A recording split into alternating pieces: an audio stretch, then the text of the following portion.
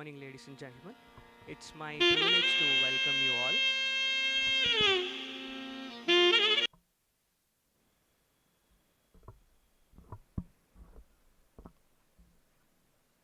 Good morning, ladies and gentlemen. It's my privilege to welcome you all to this panel discussion. We are gathered here today for a discussion that invites us to reflect upon many layers of contemporary India, its society, its culture, and the complex ways in which they continue to evolve. This inquiry finds a meaningful framework in the book regarding reading contemporary India by Shri M.K. Raghavendra, which seeks to examine a wide range of socio-cultural issues, not in isolation, but in relation to one another. Through themes such as caste hierarchy, political and religious conflict, questions on representation, inequality, education, and cultural expression, state authority, income disparity, and many more, the book encourages us to move far beyond fragmented understanding and to engage with India as an interconnected and evolving reality. In doing so, it enables us not to merely observe contemporary India, but to interpret it and to ask how its past continues to shape its present and how its present may define its future. It is therefore especially meaningful that such a discussion is being hosted at Bharatiya Vidya Bhavan. Founded by K.M. Munshi, a distinguished freedom fighter, a member of Constituent Assembly, and a thinker deeply engaged with India's cultural and civilizational identity, the Bhavan was envisioned as a space where India could reflect upon its both rootedness and openness. Yet the motto, Ano Badraha Krutavoyantu Vichvataha. Let noble thoughts come to us from every side. Over the decades, it has carried forward that vision by fostering dialogue across discipline, bringing together history, culture, literature, art into public life. Here in Bhavan, the Bengaluru Kendra marks a significant milestone this year as it celebrates its Diamond Jubilee celebration, 60 years of dedicated service to art, literature, and culture. The foundation of Kendra itself bears testimony to the importance attached to this institution, as its foundation stone was laid by Sri Lal Bahadur Shastri, then Prime Minister of India, and Kendra was later inaugurated by Sri V.V. Giri, then President of India. The establishment and growth of Kendra were also supported by several distinguished personalities of public life, reflecting collective commitment to creating a space for cultural and intellectual engagement. Over the years, it has continued to serve as a vibrant platform for dialogue, learning, and artistic expression. These associations reflect the recognition, even at its inception, that the Bhavan, as a space of national importance, committed to the intellectual and cultural life of the country. In that sense, today's discussion is not an isolated event, but part of a continuing tradition of engaging with India's realities thoughtfully, critically, and in their full complexities. It is in this spirit that I welcome you all for this program. I request our esteemed author, Shri M.K. Raghavendra sir, to kindly acquire the stage on dais. I also request Shri Chiranjiv Singh sir to come onto the dais. Shri Sharadini Rath madam, our other panelist, to come onto the dais.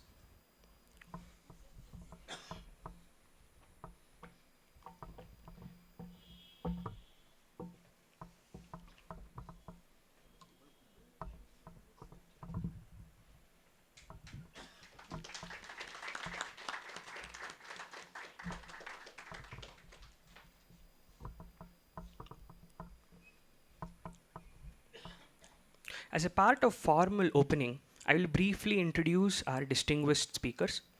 Shri M.K. Raghavendra is a distinguished film, literary, and cultural critic, as well as a social and political commentator. He has won the Swarna Kamal for the Best Film Critic in 1997.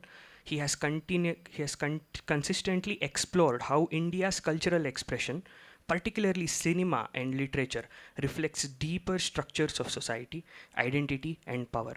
His works include Seduced by the Familiar, Bipolar Identity, and The Hindu Nation.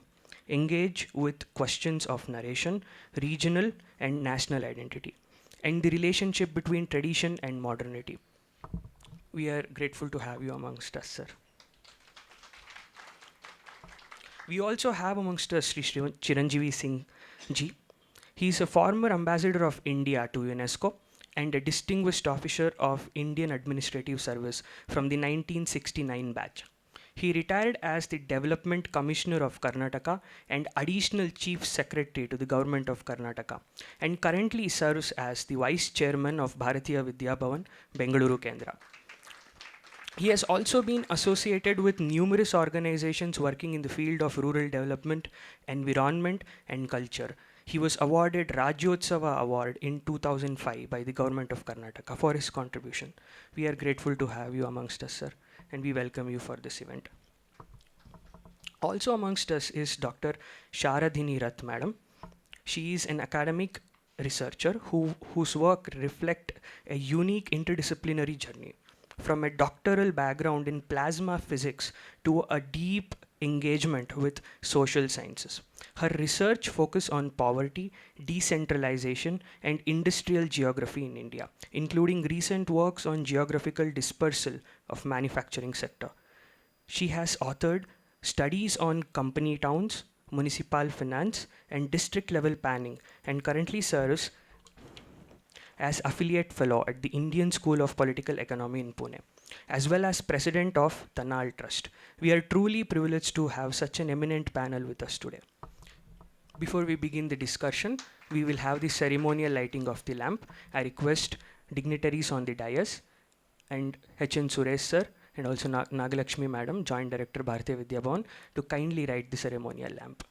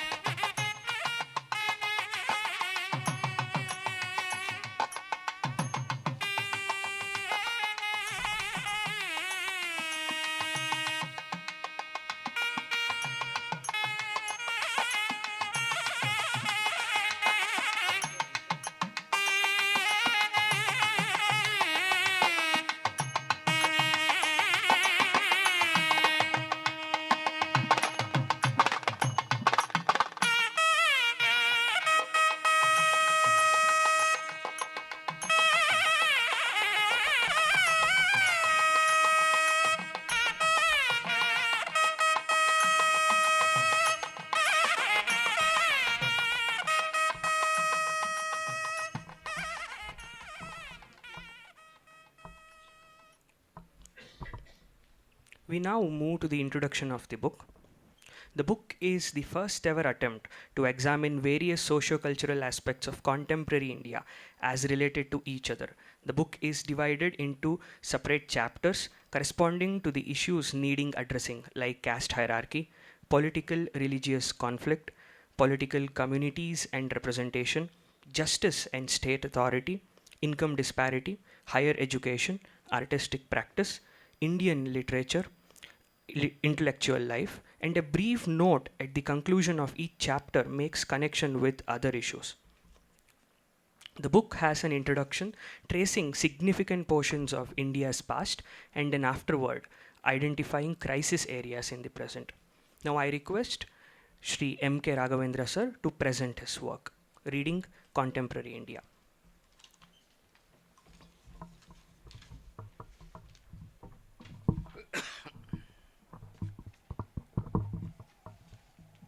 Let me begin by thanking Bharatiya Vidya Bhavan for having allowed me to present this book at this occasion.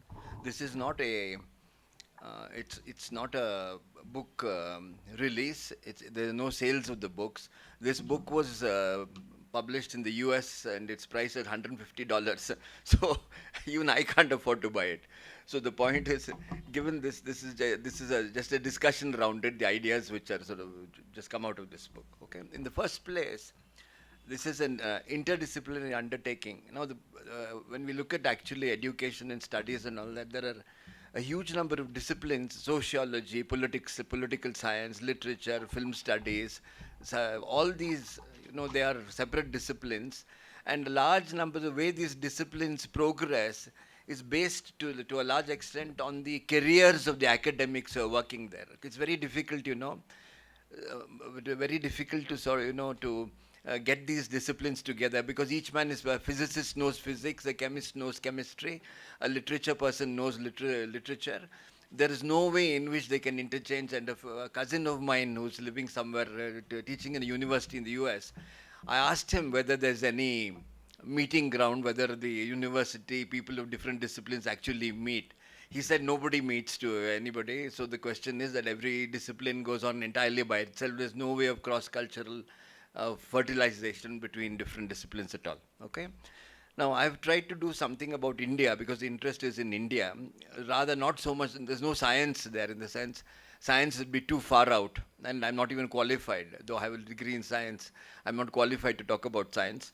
But the point is, social sciences and humanities aspects of India is the purpose. Now, the question is, if you look at India, okay, wouldn't Indian history have some bearing on the kind of lives that Indians have been gradually grown to lead? If this way of life is dependent on history, isn't society dependent on the kind of history which has come about? And if that society has takes a certain shape, if it has a certain characteristics, wouldn't that give rise to a certain philosophy, a philosophical bent of mind which is specific to that society?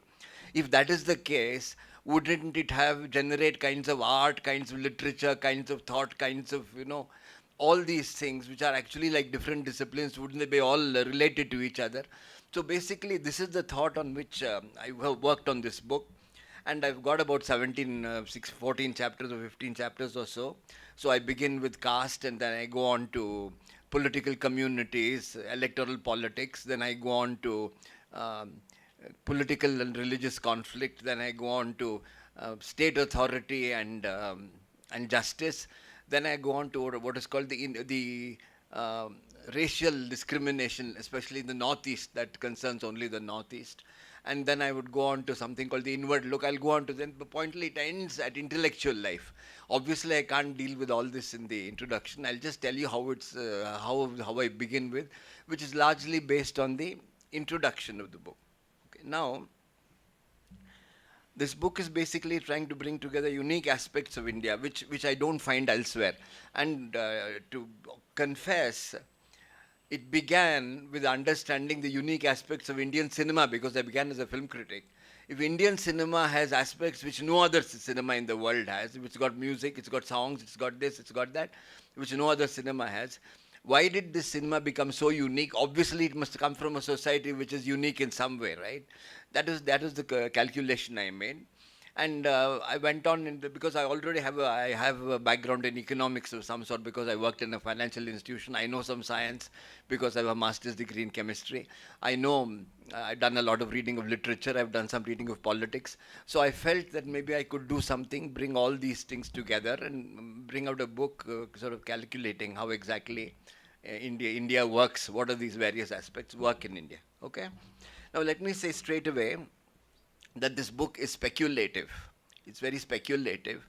I cannot say with certainty that what I'm saying is true. I know this could be kind of thing, okay? It's highly speculative. It's open to a lot of, falsification. I'll make this thing. But the point is, to understand India as it is today, if you're going to make connections everywhere, you have to go fairly deep, in the sense to grade it or up to your past, to the Indian past. Exactly what is this, that Indian past, unique aspect of the Indian past, which created India of today in this particular way, right? It's like this. Supposing you take a leaf of a certain tree, the fruit of that tree, the bark of that tree, since they have no similarities with each other, you'll require to investigate its past in some way of these objects, and then arrive at a certain uniqueness and say it's a guava tree or a mango tree or some such thing, right? The fruits itself, the fruit, the leaf, and the bark of a mango tree are themselves unrelated. But as you go farther and further back, you will come across certain similarities where you can assemble these things. Now, this is basically the basis on which I've done this. Okay. Now, the premise in India, the premise on which this book is predicated is that there's been a huge amount of racial mixing in the subcontinent or in India. All you have to do is go out in the streets in the city and you see the kind of racial types there. There's a very large number of racial types in India, and obviously there has been this racial mixing. Okay, you have what I don't know the names of the races, but you can see that they come from all kinds of things, right? The North Indian has a certain kind of look. The East Indian has a certain kind of look. The Gujarati has a certain kind of look. They're all different. South Indian, Tamilian has a certain kind of look. The Malayali has a certain kind of look. No, this is the basic thing, right? Now, once you say that this mixing has taken place, all right. Now, when you go along, what about this? It seems to be that whatever what India is today, to a large extent has been determined by how certain practices associated with Hinduism developed. Now, when you say Hinduism, okay, we cannot say that it excludes those who are not Hindus. Hinduism is a later religion, a religion which evolved much later. But social practices associated with Hinduism came about over a long period of time. For example, you look at Banu Mushtaq, the writer who got an important prize. Banu Mushtaq, there's one story of Banu Mushtaq. She writes only about Muslims and about Muslim women by and large. There's one story in Banu Mushtaq, the last story in the collection, where she's praying to God to come down to earth as a woman so that he will know the difficulties faced by women, right? Now, this is the sum total of the story. Now, my point is, obviously, Islam does not contemplate the possibility that God will come down to earth as a human being. That's entirely your avatar thing of Hinduism, right? So, without being conscious of it, right, what happens is that even the other religions, over a period of time, they've got acquired as habits. You've got a lot of what Hindus also follow, so they cannot be called Hindu practices as much as related to the social circumstances of the milieu itself, the social circumstances. There's a writer called I don't know if you've heard of this Manto, Sadat Hasan Manto, who's also a Muslim writer. Manto wrote at the time of partition. He went off to Pakistan also after partition. Manto's story is actually, I've sort of just written about him recently. It's around the notion of swadharma, actually. That is, you do according to what is your nature, right? Now, that is a very Hindu, it has become a Hindu notion. But actually, long before Hinduism, a religion came about, it seems to have developed as a certain notions, concepts in this milieu.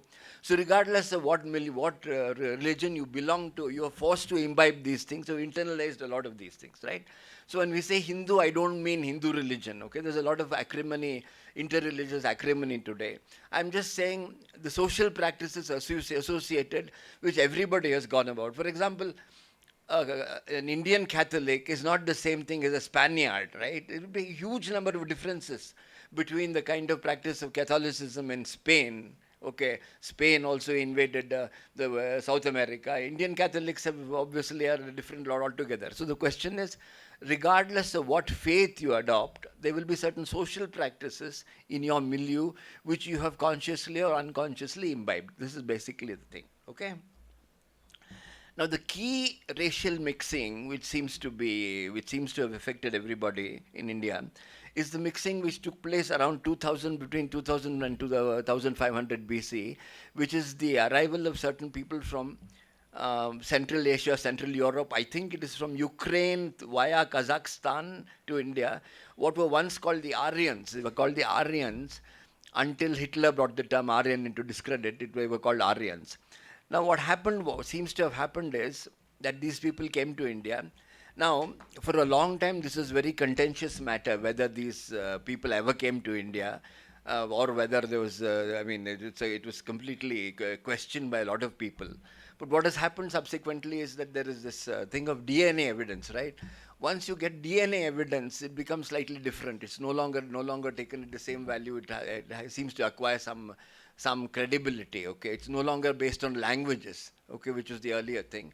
It's based on DNA evidence. And there's this book by Tony Joseph called Early Indians. It's an excellent book which tells you exactly, based on a paper published in this journal called Evolutionary Biology. Okay, it's that. He's given you a clear thing of where exactly the genetic composition of Indians. For example, the Indus Valley civilization, which seemed to have come to an end around the same time that the Aryans came to India.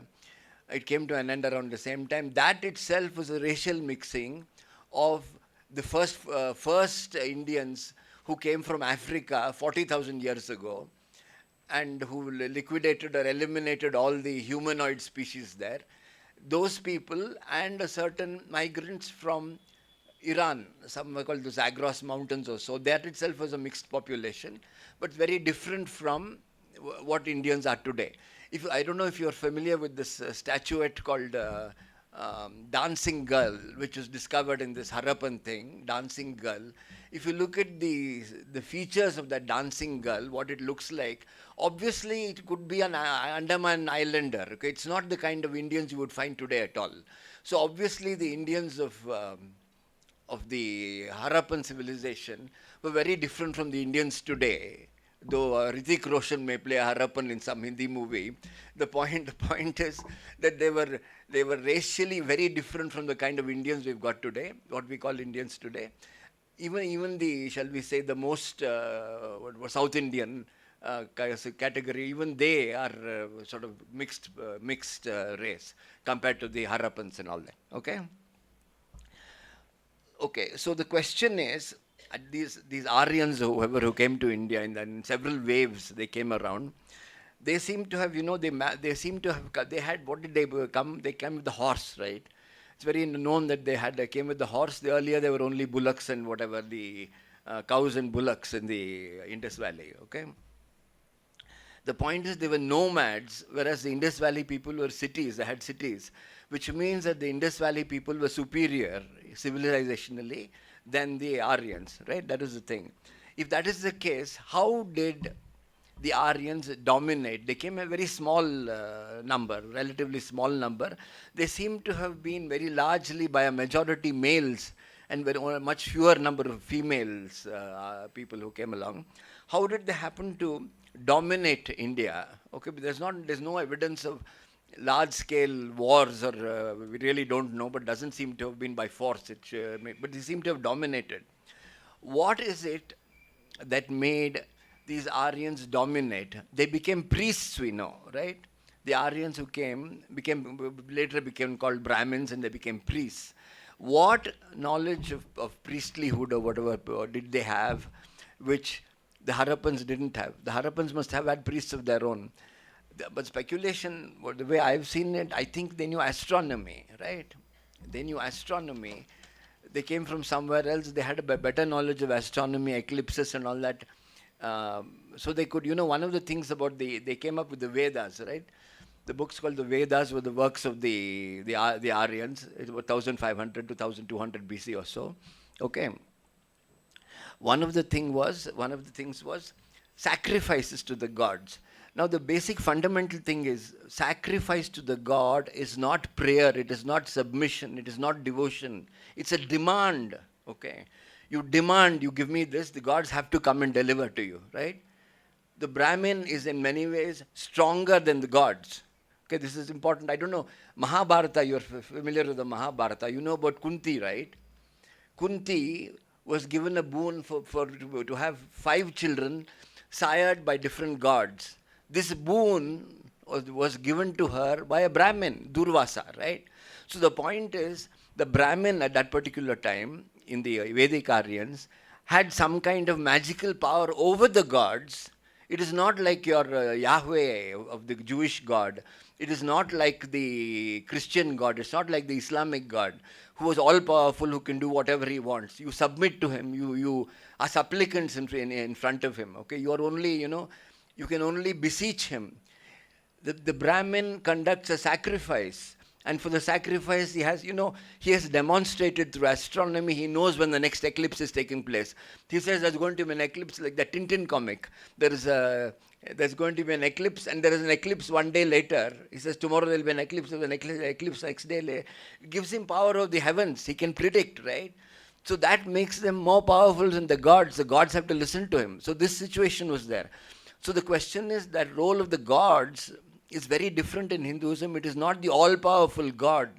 It is the God who has to do what he is told, provided you approach him in the right way and provided. It's like these things, when a man in Mahabharata, a man goes and stands on one leg and he goes on meditating, the God comes and he gives him weapons, he gives him what he asks for, okay? So that is a completely different kind of relationship from the relationship these Abrahamic religions. It's a completely different relationship with God. You don't pray. Puja, for instance, okay, the puja that we have it every day is not devotion.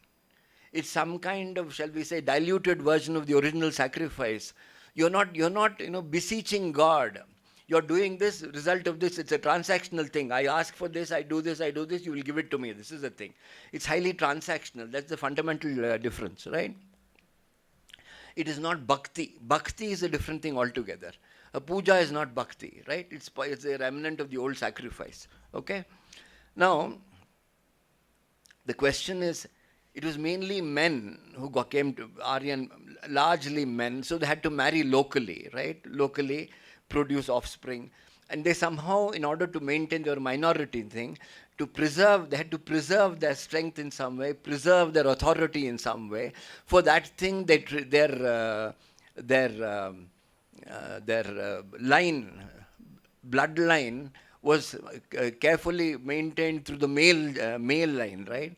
So whatever, any person born of a Brahmin man, okay, regardless of who the wife is, right, will automatically be Brahmin in some way. This is the basic thing, right? And they kept clear. And the point is, they did this, they passed on whatever they knew, they passed it on to their progeny, they passed it on to who they chose through oral methods. So the question is the way of keeping knowledge to yourself, right? There's an interesting thing in the Manusmriti. In the Manusmriti, there is a thing saying the man is the seed, the woman is the soil, right? You get that, right? The seed and soil. So you can understand how this thing, progeny of the Brahmin. So this is the way, right? Now, this entire relationship between the sacrifice, the Brahmin and the sacrifice, okay, it was always one-on-one. It was not a group itself, right? So every man, you want something done for you, you want something done, you go one-on-one. So because of that one-on-one, what developed out of this was a gradual religion, a gradual way of thinking, where individual trajectories was most important. How does the individual go? What does the individual do? The Upanishads, which came around 800 BC or so, the Upanishads talk, most important thing in the Upanishads is what exactly is the truth. The truth is basically completely to do with the self, the nature of the self. It has nothing to do with the external world. It is to do with the self, okay? So the entire thing of the Upanishads is the self. It's a very esoteric knowledge. The Upanishads are very secretive. They don't, when they say argument in the Upanishads, they don't tell you. It is a question, it has to go from the guru to this disciple, right? The guru will know something, the disciple will know something. And only authorized people can receive knowledge. All knowledge is not free for everybody. It is only for those chosen to receive knowledge. What is the story of Ekalavya in the Mahabharata, right? What is Ekalavya's crime for which he loses his thumb? He loses his thumb because he is not authorized to receive knowledge. He cannot have knowledge. He's not authorized, okay? The point is you have to be authorized, okay? So the Brahmin has theoretical knowledge of everything. So if you look at the Mahabharata, Drona, okay, Drona, though he's not a warrior, though he's not a Kshatriya, he has knowledge of war. Because of theoretical knowledge of war, theory always comes first. The original Ur text or whatever of the Vedas contains all knowledge. So therefore he has knowledge of war, and that knowledge of war he can only pass on to some extent to to Kshatriyas, whatever knowledge he has. His knowledge is supreme. He cannot be vanquished, which is why Drona has to be killed. When Drona has to be killed, he can be killed only by deceit. He cannot be killed. Ashwatthama, his son, knows everything that he knows. Ashwatthama cannot be killed, which is why Ashwatthama remains forever, right?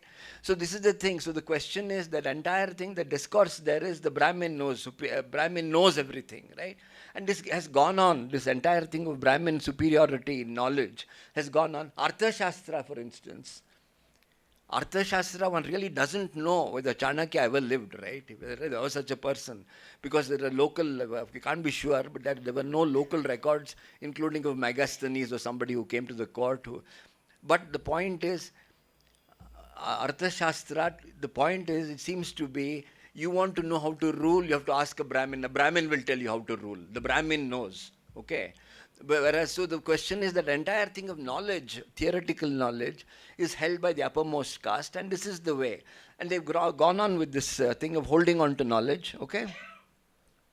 Now, what happened was, this is still Brahminism, right? But the point is, as Brahmins had to sort of generally acquire, I think they started admitting other people into the fold. They created the Varna system, which seems to have been in the Vedas itself. That Varna is actually, see, nobody knows what these Varnas are. Because, I mean, we know there are 4 Varnas. Nobody knows who the Kshatriyas are. Nobody knows. It's very difficult to determine. But the important thing is that they admitted tribal groups. They admitted all kinds of groups into what do you say, into this system. And the Brahmins, though they never ruled, the Brahmins rarely ruled, very rarely ruled. The Peshwas ruled like that. There are a few. I think the Shungas were Brahmins, okay. Most of them didn't rule, but the question is they had this place of wisdom there, of the counselor who was always there. So regardless of what king is deposed, what king is executed, what king is assassinated, the Brahmin counselor is always there. He can't be dislodged, okay. That situation is there. So then it went on like this generally, and gradually what happens is every time a new group is admitted into the fold, and this gradually developed into Hinduism, okay. When admitted into the fold, a new god comes into the fold, okay. If you look at the Mahabharata, who are the gods who sire Kunti, who sire Kunti's children? They are all the Vedic gods. Indra, Vayu, okay, Agni, okay, they are the Vedic gods. Whereas the main god in the Mahabharata is Krishna. So you could talk about Krishna, which is Vishnu, which is a later god. So you can say in some way that the Vedic gods make way, and it reads like an allegory of the arrival of Hinduism. Hinduism is where all these new gods have come in. Okay, you have the Trinity, you have all these new gods start coming in. So the entire thing is a different situation altogether.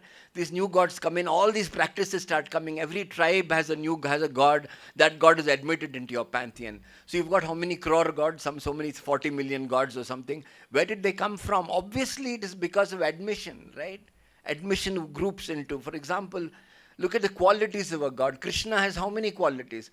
See, Krishna as a child, Krishna as an adult, Krishna as a lover.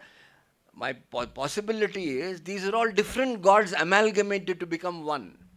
They were not, it is not that Krishna, look, every adult must have been a child, right? Everybody adult must have been a child. But Krishna was not a child because Krishna had to be a child. The child is one aspect of Krishna which came out of one mythology. The lover was out of another mythology. And also the question is these aboriginal deities, in different aboriginal deities, were all telescoped to form one god. Okay, that is the way it seems to have happened, which is why each god has so many names. Okay, each name contributes a certain quality, a certain function, a certain power. Okay, but the point is, all these also perhaps correspond to the kind of amalgamation which has taken place where 4 different people are put together and given one name. Each of those names is related, has a certain, associated with a certain quality, a certain property, a certain power. Okay, so this is the way. Okay. Now, because there was this, obviously they're admitted, and the Brahmins are supreme, they have to have a hierarchical system where there are high and low, right? If they're supreme with all the powers, the others are all lower. Once you have this high and low, you have to have a scientific reason for why this high and low is there. Then you have this thing called, first you have dharma, which says dharma, one of the things is that it's better to do your own work well than to excel at somebody else's work. Right? This is one of the fundamental thing. You stick to your own rule, you do your duties. This is a fundamental thing of dharma. For karma, the point is whatever position you have in the social hierarchy is based on whatever you did in your past life. So that karma is introduced as some kind of justification, as some kind of theory to underlying this entire business of what your position in today's life is. Okay, so this is the thing. Okay, so the point is you have a criterion called purity, right? The purer you are, the higher your position in the hierarchy. Okay, the less pure you are, the lower your position in the hierarchy. All these come, but the question is like this: important thing is, it is not a religion which came out of a single point, like the Abrahamic religions. It did not come out of a single point. It's a single point. What happens is you have a so-called God there, okay, at the pinnacle. Then you have the prophet who comes. He has his subordinates. So gradually, the purpose of the prophet is to enlarge the congregation, to enlarge the number of public which obeys that religion. So that religion goes on expanding, and there are various ways of being expanding. Forced conversion, there are all kinds of things, violence, all these things. Hinduism, okay, you talk about um, this tolerance of Hinduism. See, Hinduism is not a religion which converts, because it didn't progress like that.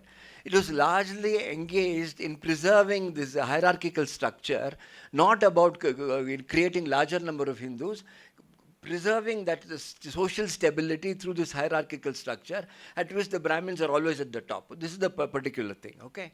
So that became the basis. So this entire thing of enlarging your public, your religion didn't arise at all. So that question didn't come. So tolerance actually is not the right word. It seems to it didn't go along this thing, when this thing of enlarging a single point to enlarging until it becomes larger and larger. That is not the way Hinduism went at all. But it has nothing to do with it has nothing to do with tolerance. Okay.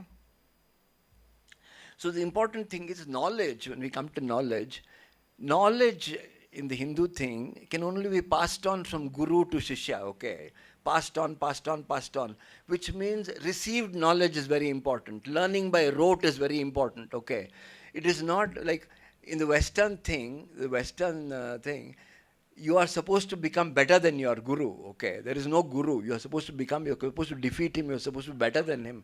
In the Indian system, because the Brahmin already knows everything, right? Already knows everything. He can only pass on. So you have this great reverence for the guru, because whatever guru knows, it can only be a dilution of what he knows.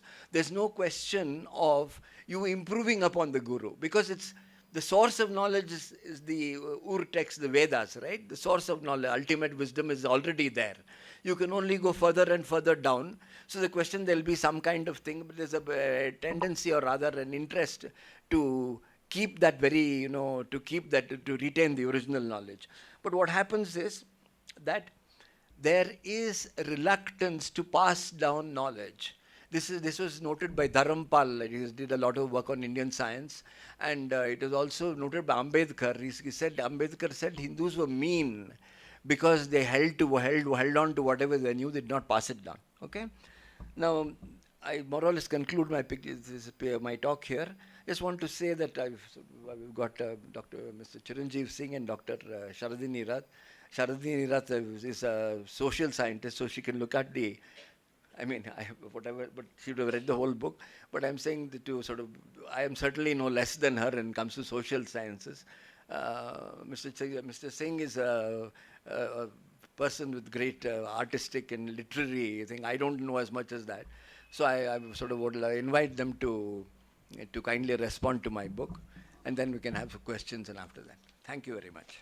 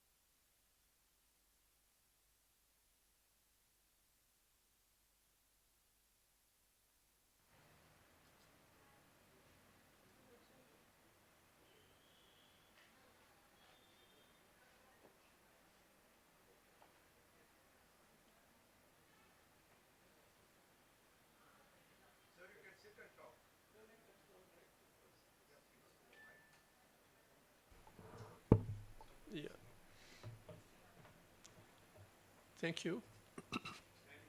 Now, Raghavendra ji has given a very detailed introduction to the book. As he said in the beginning, it costs $150 in America. It's published in America, so it is beyond the affordability in India. I don't know whether the Routledge would bring out an Indian edition which is affordable. I have no idea. So I would just first tell you about the different chapters so that you get an idea of what the book is about. Although he has given a very detailed introduction. Well, the first one is introduction, which I think is one of the best introductions I have read anywhere. First chapter is caste, power, and hierarchy. And this is what he has been speaking about now. Second is elitism, communities, and democratic politics. Third is religious, political identity and conflict. Fourth is racial discrimination. Fifth chapter is justice and state authority. Sixth is poverty and income disparity. Seventh is national language, link language. Eighth is higher education and global competitiveness. Ninth is the inward look and its effects. 10th is local languages and modern literature. And 11th is artistic literary practice and relevance. 12th is knowledge, method, and intellectual life. And then there is an afterword about education and the crisis area. So this is the scheme of the book. And you can see what a vast area is covered. It's a work of prodigious scholarship. I marvel at the reading M.K. has done. He talked about mixing of races, etc. Now, being principally a scientist, he has not gone by, not so much by literary evidence as by genetic evidence. So the DNA analysis and all that forms a very important part of this work. Now, Raghavendra Sahib, my ancestral village was next to Harappa, very close to it. So I don't know what genes I carry. So, a living example of the genetic mix-up standing before you. And I heard from my father stories about how the British took away the bricks from Harappa and used them for the railway line as ballast for the railway line, etc., because they have seen all that happen. So that apart, other questions, what makes this book very interesting is, normally in such intellectual discussions, you leave the questions open. But here he has given you some solutions also. He tells you what needs to be done. Starting with education, where he says that the burden of children should be reduced. Starting from that, how should education be taken up? Then about link language, what should be the linguistic policy in India? In every case, he has given his solution. So it's a rationalist's view of what Indian society today is and what it needs to do to bring a more just and equitable society. And that is why it is a very special book. about history, there is a chapter on history. I mean, a lot of his in this book, it's based on history. But as Napoleon said, what is history but a fable agreed upon? Yet it shapes how nations remember themselves. And this is what is happening now. Now, what is history? I think the current debate about what is history is shaping how we are looking at our past, how we are imagining our society to be. And this is one of the things which this book, I think, tackles directly. So this is one this thing there. I have noticed that writers in the South have a much more awareness of caste, because the writers of caste were much more strict in the South, beginning with Maharashtra, than the writers of the North. For example, when I came to Karnataka first, one of the things which really struck me and really surprised me was the hold of caste and community. He uses the word jati. In this book, the word jati is used quite frequently. Jati, this notion of jati, I was amazed at how much this caste and jati had a hold on the society here. Now, coming from Punjab, where all this mixing first took place, which he was talking about.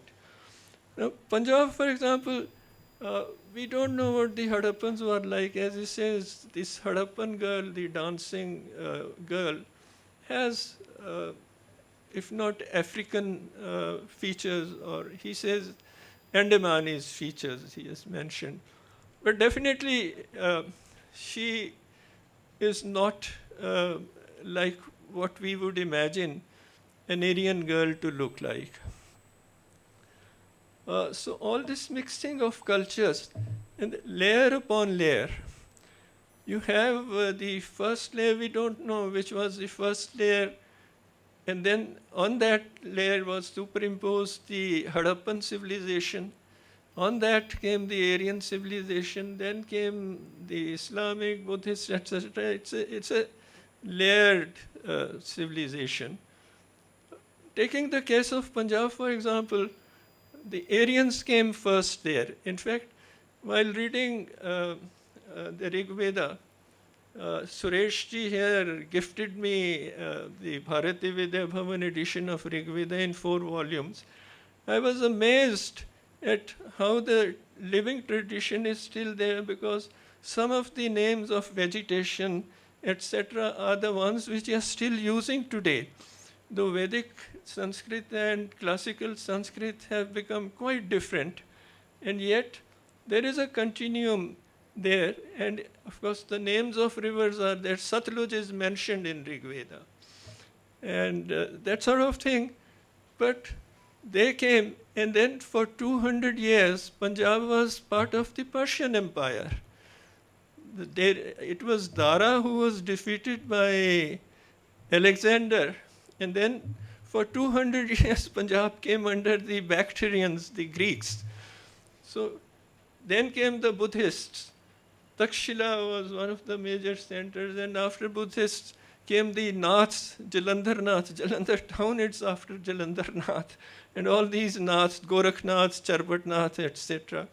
And then came the Islamic Sufi saints, and then the Sikh gurus. So you see, in India, when you are talking of what is happening today, you just cannot talk about the present without looking at all the layers that have taken place. And this is something which he has brought out very beautifully. And the book has, every chapter has some very insightful insights here, very, very refreshing insights. For example, the 2 chapters which I found really very, very thought-provoking. They were these justice and state authority. One, because that has direct relevance to what is happening here today. And then elitism, communities and democratic politics. Because as he has mentioned, as he has written here, Indian society is an elitist society. And his plea at various places in the book is how to make an elitist society into an equitable society, a just society. His vision of society, his vision for India is India peopled by a rational people uh, who are who are just. It's a dream of a just society. And that is why I find that this chapter, Justice and State Authority, is one of the seminal chapters here in the book. Also, I mean, as I said, he has given solutions also. There's something very interesting. He says at one point, uh, why cannot one have two religions? That's a very interesting suggestion which makes you think about it, because while talking of the conflicts, religious conflicts, he says in China, uh, Buddhism and Confucianism, they exist together. In Japan, Buddhism and Shintoism. Why can't you have two coexisting here? For example, I can be at the same time a Sikh and a Hindu. So why not?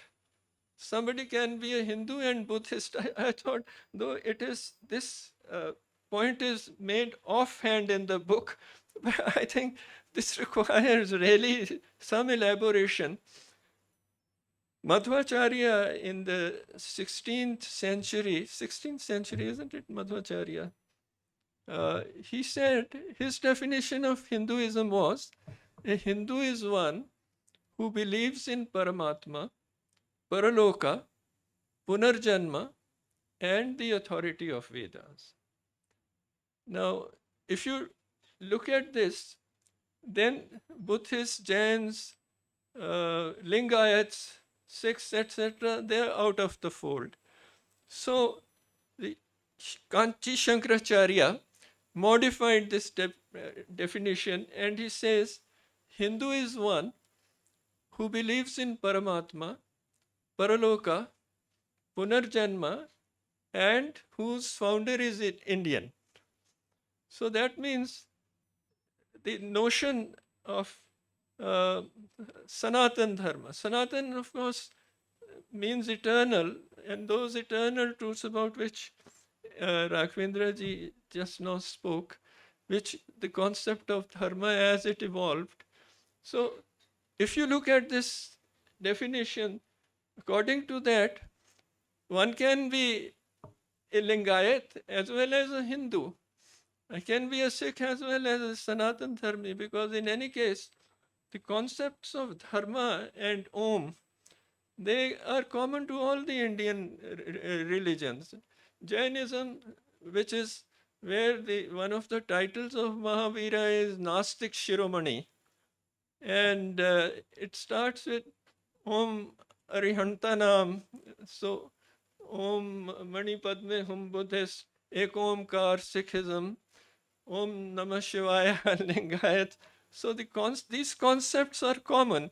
And I think we need to look at these commonalities when you're talking of a more just and equitable society. And along with his other recommendations about education, about justice, social justice, what needs to be done to make it a more just society, and all that. This I found very interesting, that he gave this suggestion as to why can't we, like the Japanese and the Chinese, have two religions together. the book makes you think about this. And there are so many thought-provoking insights in the book. Every chapter has some. I wish there is an Indian edition of the book. I think if you can talk to them to bring out an Indian edition, that would be good. Thank you. PDF is available for free if you know where to download from.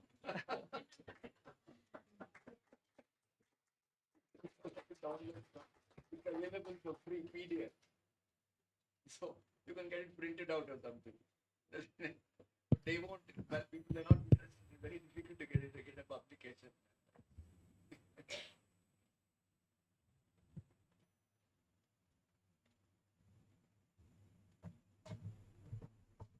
Thank you so much, sir.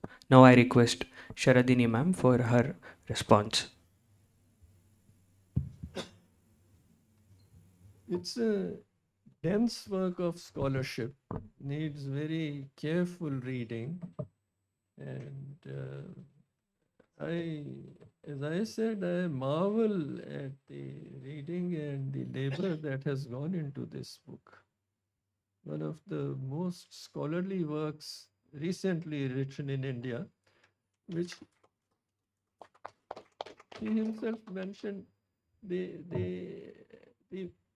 interdisciplinary, multidisciplinary approach, because knowledge tends to be in silos. He breaks those silos. And that's the value of this book. Yeah, would you like to sit down now that this is working? No, I'll stand.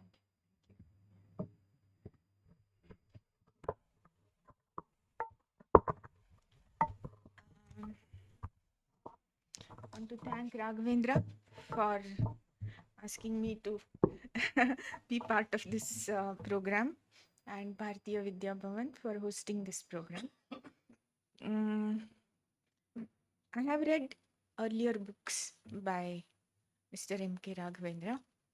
This particular book is classic M.K. Raghavendra writing. It has a very wide sweep, lots of synthesizing, has opinions just about everything, and some very far reaching suggestions.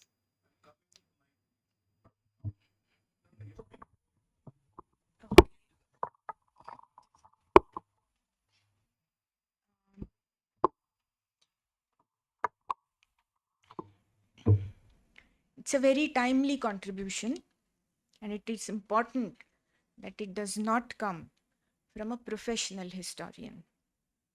I was somewhat daunted, to be honest, by the sheer size and spread, but I soon got hooked, and as Sir said, read it without skipping and wondered at the amount of work that had gone into writing this treatise.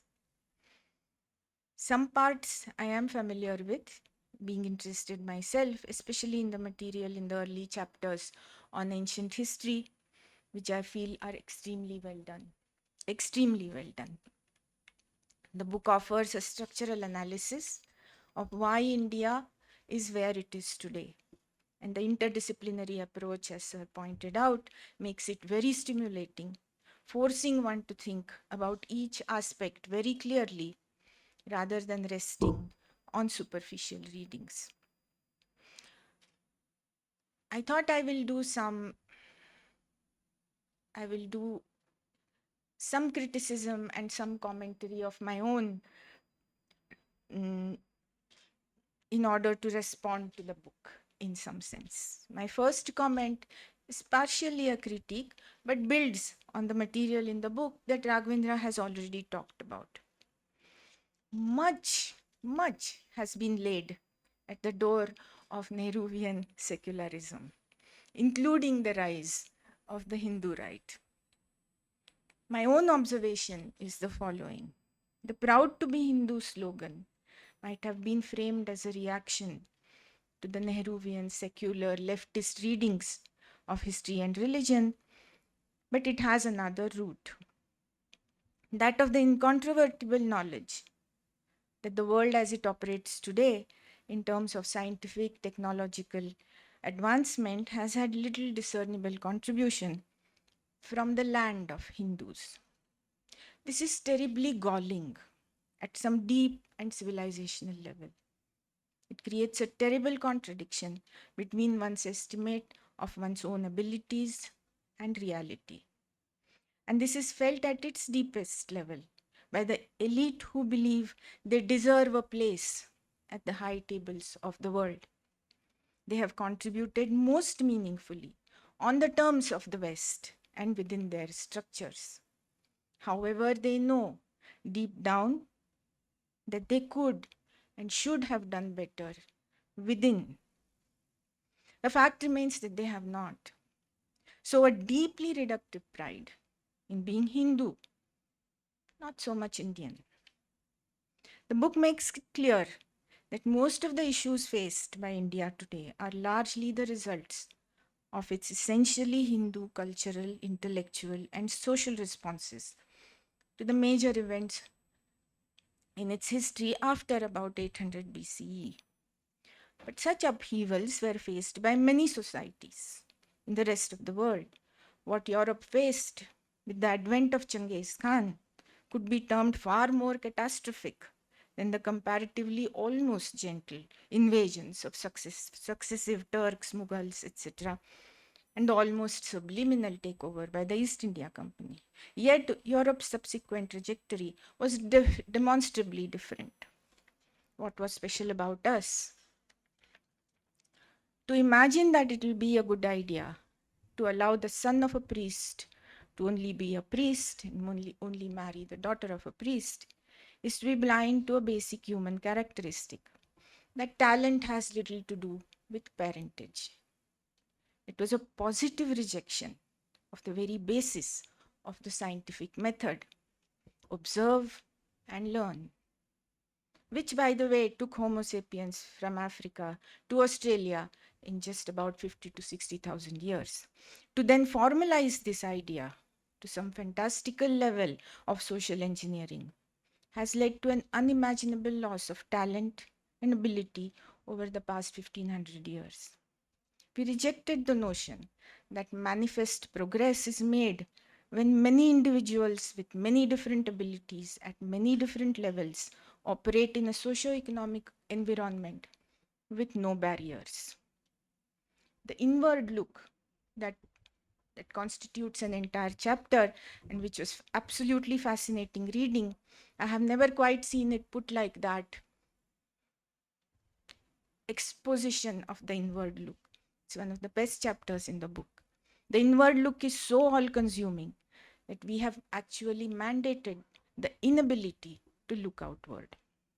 It left us with no resilience, depth of capacity and ideas, and the sheer force of will based on civilizational confidence.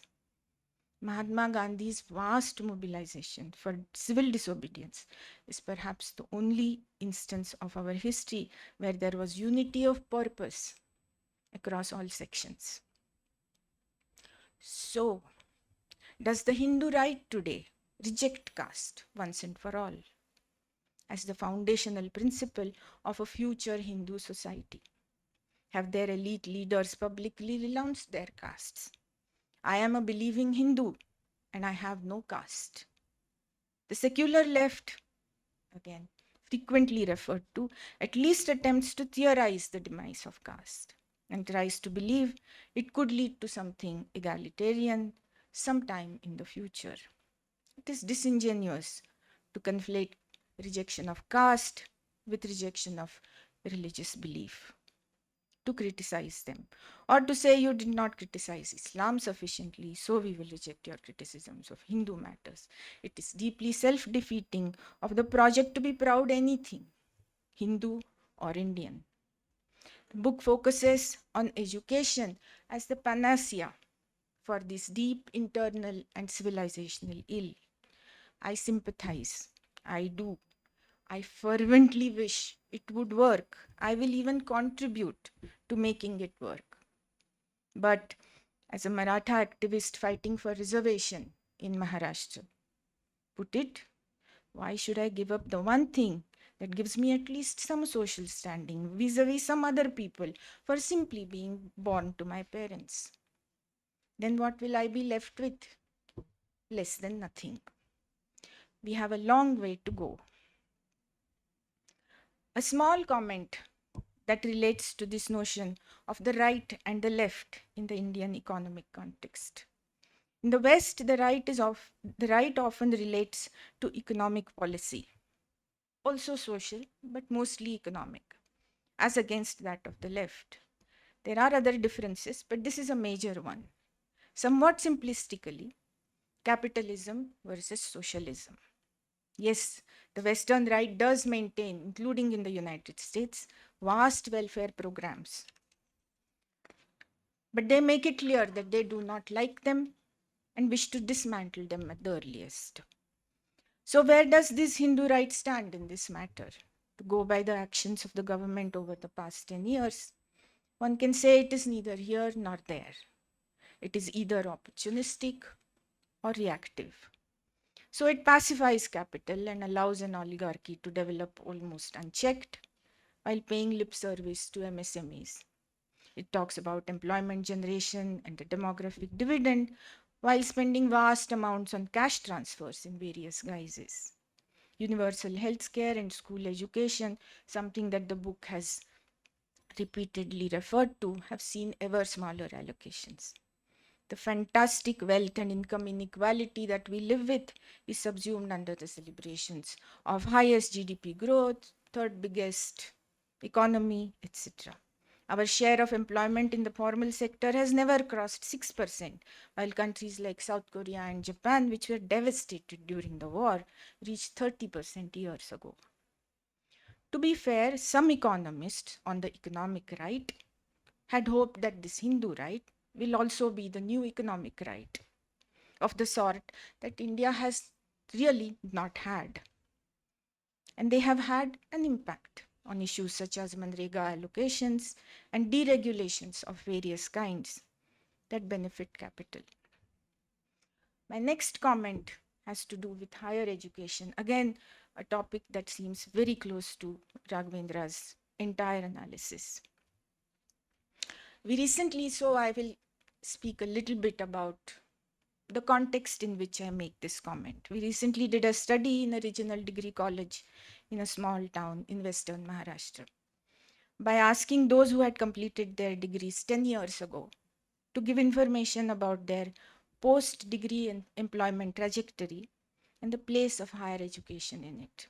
So you have a 10-year period after your graduation about which you get information regarding employment and incomes, etc. The narrative that liberal arts degrees are useless and give no employable skills has now taken firm hold, not just in policy making, but even broader society. Everybody talks about skills. We wish to test if this is indeed the case, that it is useless. So the results of this study, irrespective of faculty, arts, science, commerce, in total, unemployment at the end of 10 years was just 2%. About 60% were employed, 10% were farmers, the rest 28% were doing own businesses. The employed had beaten inflation in their income trajectory over the 10 years. Farmers had not done as well, but were still earning a respectable living, keeping pace with inflation.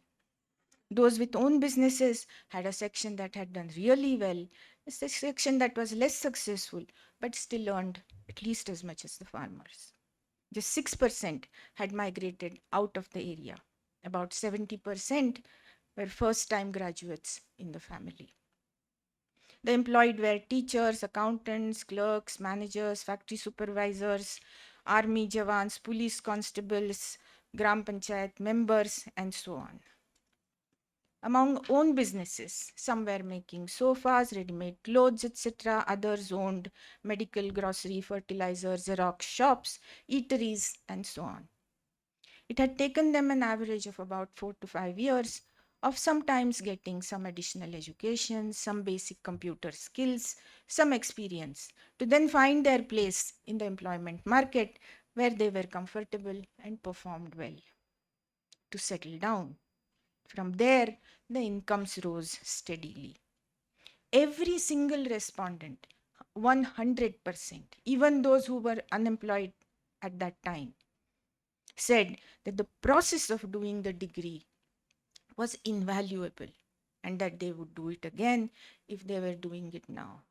Their answers in various ways, and it, it, it, and they were very free with their views and opinions about the role of higher education in their lives. Their answers in various ways basically reinforced the notion that basic capability is far more important than a narrow skill, which might then become obsolete. I wish to remind this audience of something called medical transcription, which you might have forgotten. Employers in the area were very clear. There are some jobs only graduates can do, irrespective of subject. As one employer said, they studied for 3 years. That makes them mature in a way that a 12th pass can never be.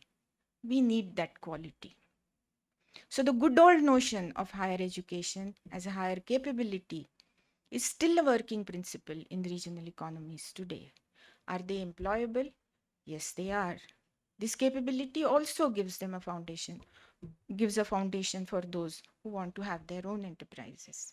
So, yes, I agree entirely by observing and learning with the demand that availability of a liberal arts education is a must for the expansion of capability as a generational process.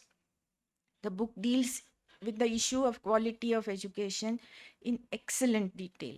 I have nothing to add to it. So I will simply say that the hole we have dug for ourselves in this matter is very deep, and it will take at least a generation, if not longer, to rise out of it with the best will in the world, which right now actually I do not see. A short note on something called Indian knowledge systems. It is not very clear what this term is supposed to mean, other than passing on many things orally. As both of you have said, what system are we talking about? Should we teach Indian contributions to all streams of knowledge? Indians in India, not Indians in Harvard, by all means. And there is much to teach in literature, poetry, music and the arts, economics, political science, sociology, history. Yes, leftist and all, it is still uniquely Indian. Archaeology, agriculture, and engineering achievements such as those of ISRO, just to name a few. All this, when taught in the Indian context in which it is originally situated, gains its proper place as true generation of knowledge. It is valid within itself. However, as the book reminds us repeatedly, it should be taught critically and not as a received word.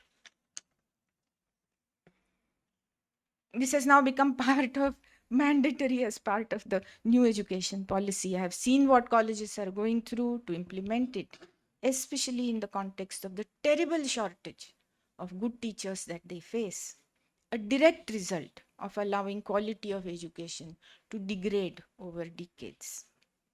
A last small comment on the topic perhaps nearest to Raghavendra's core interest, the arts. Keeping only to the literature I have read over the years in my first language, Marathi. It is very rich and greatly varied. It can be highly political, do romantic fiction, and genius humor. It has encompassed devotion and deepest red revolution. It has seen contributions from many sections of society. It has generated fierce debates and shaped social movements. I actually believe it has shaped my view of this huge country of infinite variety. It is a great pity that much of this is not read by other Indians. But then I hear a young mother talking to her small daughter. तो बघ विंडोच्या बाहेर cloud आहे ना cloud तो blue आहे का white or a grandfather telling his grandson, तू आता 3 इयर्सचा बिग बॉय झालास. And I wonder, I will stop here. I must thank Raghavendra for this book. It creates the opportunity to see many aspects of a very complex historical process in a concise telling, linked and synthesized, to organize our thoughts and test our own perceptions. It is important that we all do this. Thank you once again.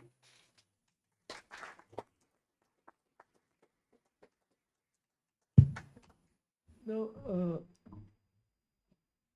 I'm sure you would respond to this. You see, one thing which you get from reading this book is that the terms left and right, etc., become meaningless in the Indian context.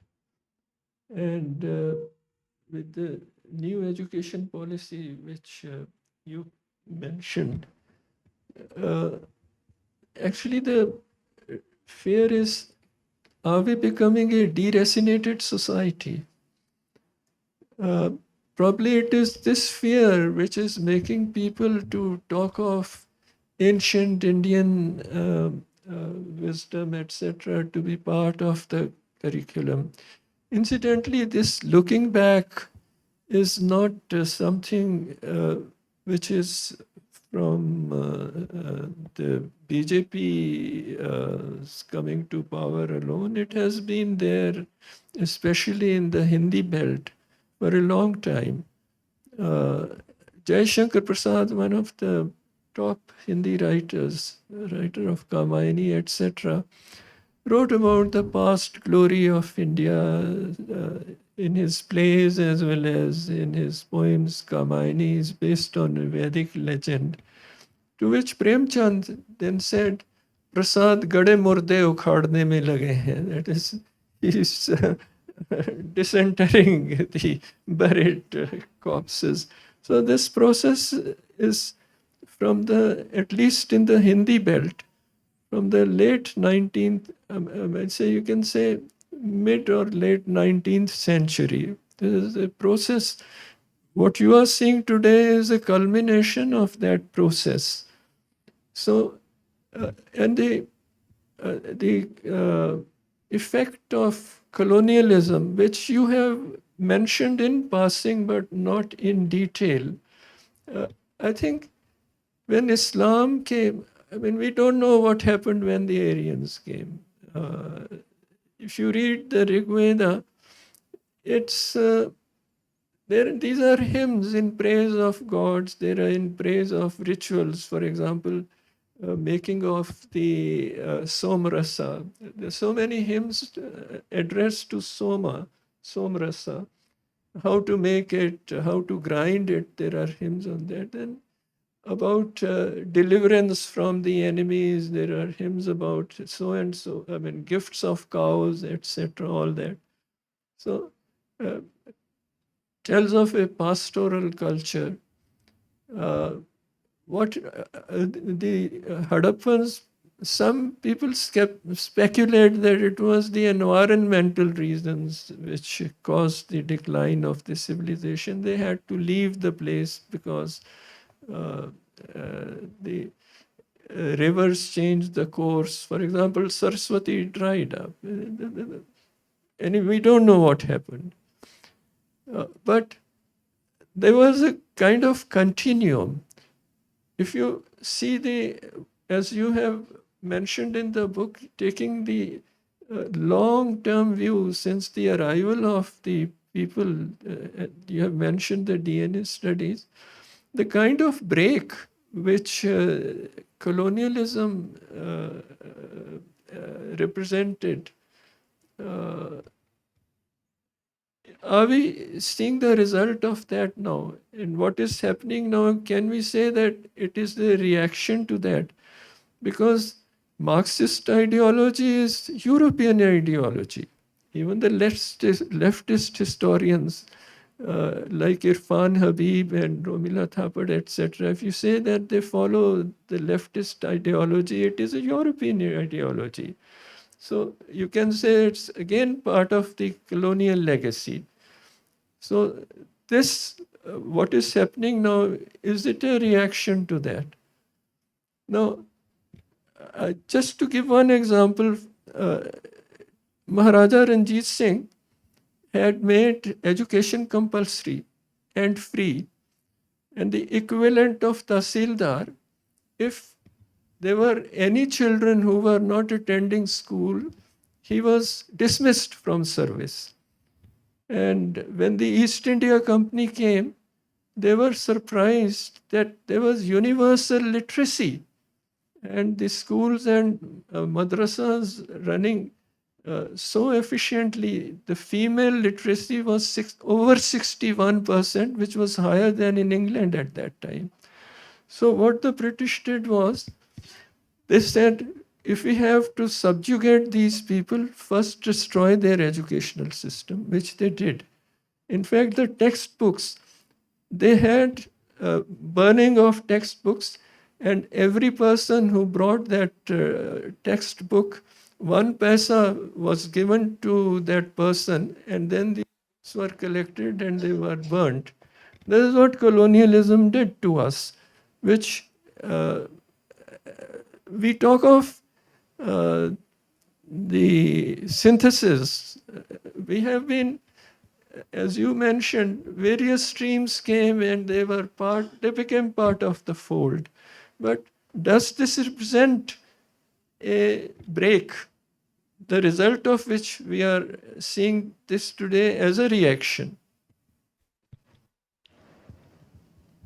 So one issue we've got here is that we've never kept records. And I trace the fact that we never kept records of what exactly we were. We don't have a proper sense of records. Is sense of secrecy, not passing on. See, the question is you're holding on to this, you're holding on to that, you're not passing it on to other people. I don't know if the Sharadini was Indian novels and fiction extremely poor in detail, mimetic detail. They're full of conclusions and very poor in mimetic detail, okay?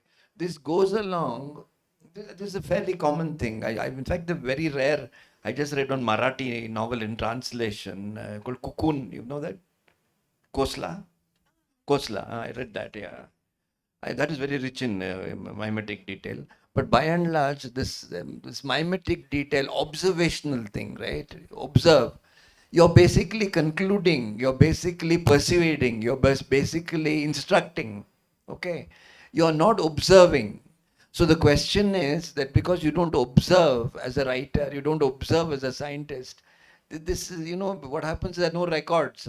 No, you can burn, I don't know, I don't know exactly what this thing of burning Indian knowledge by the British, I really don't know about it.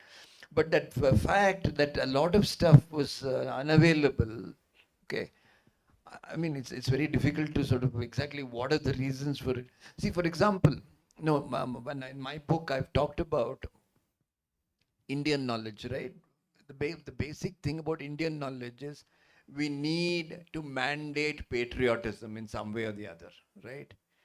Because that is the flavor of the day. If we do not mandate patriotism as a fundamental requirement, okay, what will happen is that that patriotic feelings will contaminate all aspects of knowledge, right? So when you have something called Indian studies, you keep it outside that.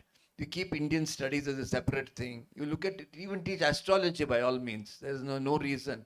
For example, one of the things about Indian astronomy is it's contaminated by astrology. Contaminated people will, but because this inward look, we talked about this inward look is basically the fundamental difference between Indian knowledge and Western knowledge is Western knowledge is investigating the world, Indian knowledge is preoccupied with how to live. This is a fundamental thing, right?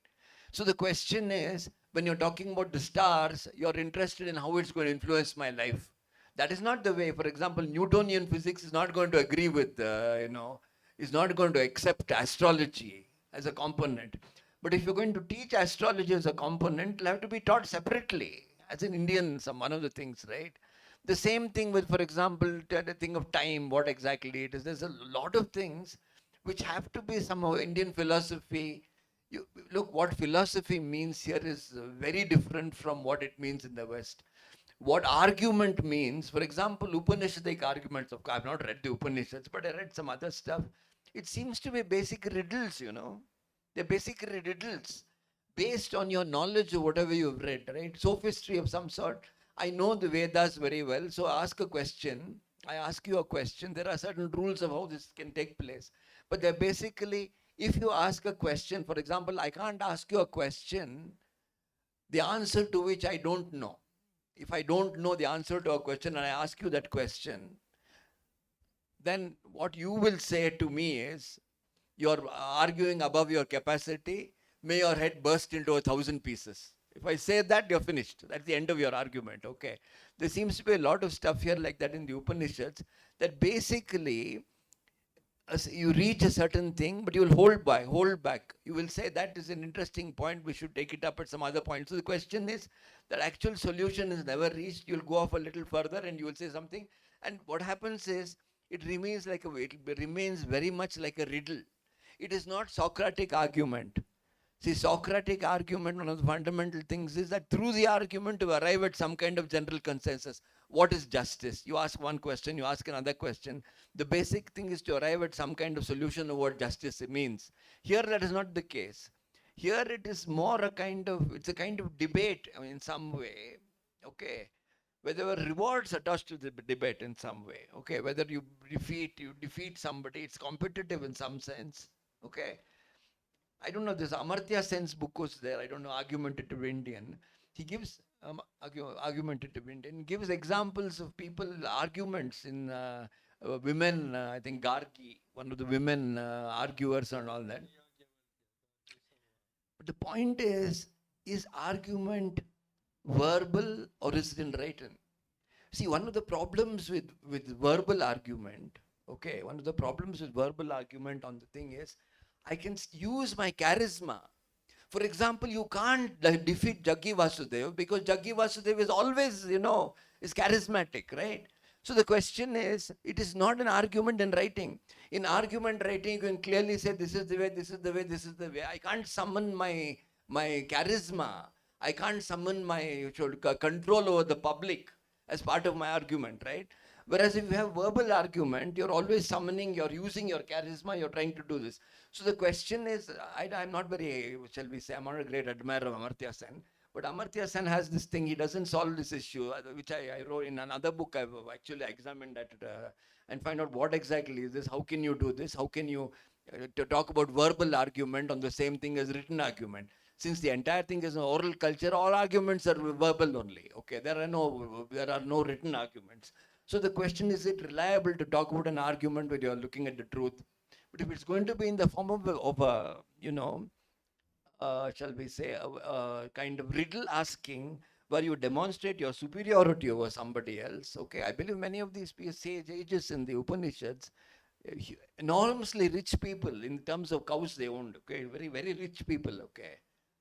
I mean, enormously rich. I don't know. I mean, I'm fairly sure that if the cow, there'd be restrictions on how the cow could be used, they wouldn't have been so rich. Okay. So obviously there were no restrictions on how a cow could be used. Okay. So the point is they were enormously rich people because they were patronized by the kings. These people were Brahmins, whereas the kings were not. They were something else. So anyway, that is my thing about Indian knowledge. Exactly what is Indian knowledge? If you keep it outside the thing of, see, I mean, you talk, for example, if somebody says Pushpaka Vimana, we'd had this Pushpaka Vimana. I'll say, sir, yes, very good, have Pushpaka Vimana. You with the designs available, please produce a 5th generation fighter, stealth fighter. I'll be happy with this, okay? I'll accept your Pushpaka Vimana. If it's not going to do that, you can't do anything. You cannot use, you see, knowledge is power. Unless you can use that knowledge to become powerful, that knowledge simply has to be kept as a patriotic exercise. Mandated, necessary. Keep it as a patriotic exercise. This is my thing about that. You have made a very interesting observation in one of the chapters that in the West, knowledge is used for acquiring power, whereas in India, knowledge is used for salvation. Wisdom, yeah, you have mentioned that here. And I think that's a very, very insightful observation, which gives you in a sutra, so to say, the difference between the Western and the Indian attitudes. That's true. See, if you're, there's so much preoccupation with the self in it. Like, for example, Gandhi, you talked about Gandhi. Gandhi was what? Hind Swaraj. Hind Swaraj, Gandhi's thing of Hind Swaraj is that every man must change himself. This goes along again to that inwardness, that every man changes himself. Now, if every man is going to change himself, is that a political program at all? I really wonder, is it a political program to say that the only way that India can become a great country is that every Indian change himself? Is that a possible thing at all? Bertolt Brecht wrote a poem about in the East Germany. He said something about people, the criticism of the people by the government. He said the people have lost the confidence of the government. The government may please dissolve the people and elect another. So this is the thing, right? You can't really look. Gandhi is Gandhi, but you can't really, say that the solution to India's future greatness is that every man change himself. Is it possible? Can every man change himself change himself today so that there's no garbage in Bangalore? Is it possible? And incidentally, why has garbage come about? I have theory. All these I have theories. Why has it come about? It has come about because your sense of personal purity. Okay. Why do you spit on the ground? Because you're making yourself pure. Okay. So you make yourself pure, you pollute the environment. So this is generally the way it works. So the question is, you're preoccupied with the self-inwardness. Yourself should be something in order to. This is my thing about that. Thank you for the panel for such an enriching insight. Now the Q&A. floor is open for question answers. Let the question be pointy and brief.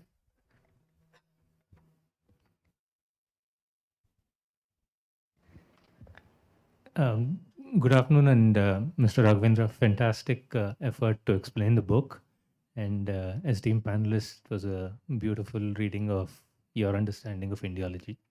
Uh, this is not a question, but after having heard and understood the importance of understanding where we stand as India today, the moot is Indology has always influenced the academic side and the scientific side right from early ages in our schooling system.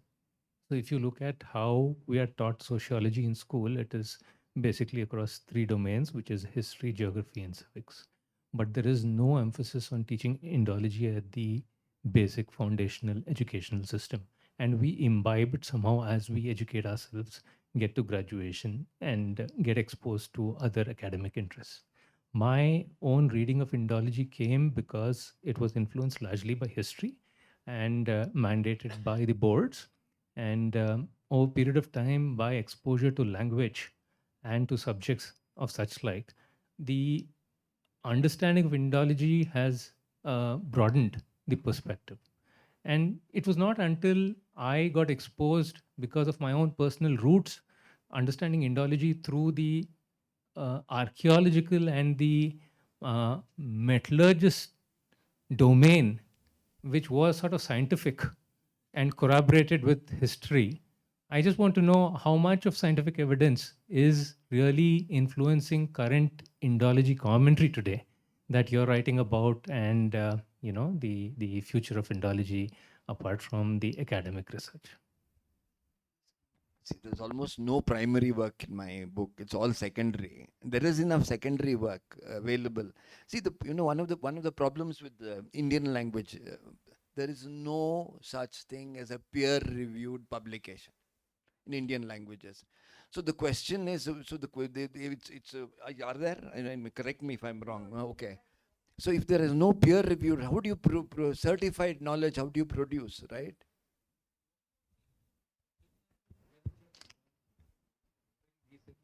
No, Indology there would be. Yes. But that would be in English, right? Yes, that It will be in English. It won't be in Indian languages. So the question is, Indian languages can specialize in local. There can be certainly, but there is no such thing. So when you talk about Indian languages being something, that language doesn't. There are Indian journals which have peer review, but not in Indian languages. That's what I mean. But my entire thing is completely based on secondary research, and there are enough papers on secondary research. Okay, it's not primary at all. I can't go around doing. So it's based on that. There's obviously material on Indology, but what's gradually happening is that these primary agencies, like your Archaeological Survey of India, there's a certain, promotional, promotion guidelines and all this. Who is going to be promoted? So gradually what is happening is they put people in positions of authority who, for towing political lines, they're being, this is obviously happening, though I don't know exactly how it is happening, but it seems to be happening. So the result is, look, suddenly I see a, newspaper thing, okay, excavations going on for Mahabharata period. Now, is it even established as a fact that the Mahabharata is historical? How can you say Mahabharata period we are excavating? Where are you excavating for Mahabharata period? What does that mean? When exactly can you date the Mahabharata? I really don't know. And it will be some Archaeological Survey of India big shot who's telling you this. They were excavating for the Mahabharata period. Now, this makes me really wonder, is a paper going to come out of that? Is it going to be published in a self-respecting journal? See, one of the problems with Indian journals is, unless it finds acceptance in the Western thing, it has to be accepted in the Western thing, because that is where the seat of objective knowledge, they are, at least. Otherwise, you have to build your own system which gains international. Look, education is global today. You have to win the acceptance of all people, of all journals in that thing. Okay, in that field, you have to win the. Once you do that, it's okay. But if right at the basic for political gain, you start saying Mahabharata period, Rama is this, Rama is that, Mahabharata is this. Look, at least first of all, you've got to establish somehow or other evidence that there is Mahabharata is there actually happened. That is my own thing. It is a discursive text intended to be instruct. See, for example, everything seems to have an instructive purpose. This Ekalavya story, okay, the superiority of the Brahmins, all these things seem to have, discursive, instructive purposes. This instructive purpose doesn't go along with, shall we say, factual truth. It doesn't go along with that. So my point is simply this, that there has to be some authentic, reliable platform on which these truths or whatever they are aired, and they should be certified. They should go through this thing of peer review, proper peer review. Unfortunately, I've had experience. Indian peer reviews are also pretty bad. The university, they're pretty bad, okay. They'll make an ad hoc remark of some sort. If I'm critical of an Indian text of some sort, if he has a good opinion of the text, he'll say this is superficial. It is not thought out. He's just telling the story. Something like that. They'll write like that without justification. We use the same thing book, you take it to, this has gone to, why has this gone to a foreign publisher? Because the Indian publisher sent it to some professor here who just shot it down. I send it there, they actually look at it. One of my books, I'll tell you, 300-page manuscript, that person has scribbled in the American, on Hindi cinema. He has scribbled in the margins, don't write this is not correct, that is not correct. In one particular thing, description of a movie called CID, with Devanand in it, okay? I said, it's a black and white movie. I said, Devanand wears uniform, okay? Because that belt was there. I said, uniform. He writes at the side, no, Devanand does not wear uniform in this scene. He wears only civilian clothes. I mean, an American professor who's an expert in Hindi can give me this, and he's written there. If I write this, he says, don't write like this. You alert the reader to things you have left out, or something like that, I mean, with such care, such thing, they do this sort of stuff, I mean, unless that kind of academic rigor is there, that kind of selflessness is there, okay, that kind of thing, you're pursuing academics, you're not bothered about your position as an academic, right? It's sort of very difficult. So that's why I'm saying it's very difficult. I can't get this book published in India. It'll probably be shot down. Who is this guy talking? Where is he a professor? Has he got a PhD? I don't have a PhD. I got an MA in chemistry. I worked in a bank. Where do I have it? I don't have any credentials at all. So I can't do anything. I can't write a book at all. If I go to an Indian publisher, I can't write a book. If I go to an American publisher, they'll publish anything I write. So you just look at it, What do I do? The point is these our Indian platforms should become credible. Platforms must become respectable. For that, you need governmental interference, governmental action. You need that. For that, you must have, you must have, shall we say, respect for education as it should be. This is my feeling. Just one short comment I'll make, especially to all the last part of your commentary. I would like to say that it was there. It was there when I was in when I went through my educational period. I did my MSc, my PhD. It was there. Journals were peer reviewed properly. When you gave a seminar, you got good feedback. When you went for conferences, you met other scientists or other people who worked in the same field, and you had meaningful discussions with them, which were, as you say, selfless. The point was the science. It was not about who you are or who I am or where I am from, or it was there. And it isn't there anymore, which is the great tragedy of 21st century India. Let me put it in Raghavendra's style, a broad sweep. It is a tragedy of 21st century India that we have actually lost what we had, at least to some extent, that we had imbibed those. They might have been, they might have been instigated or inspired by the Western structures of how knowledge is processed. Let me put it this way: how knowledge is processed and how knowledge is built upon. That whole structure of how knowledge is treated, we had taken it up. We were doing it, and now we are not.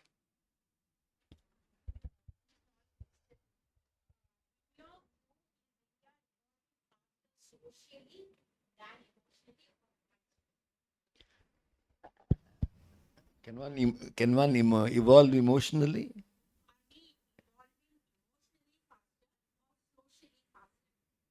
Indian society.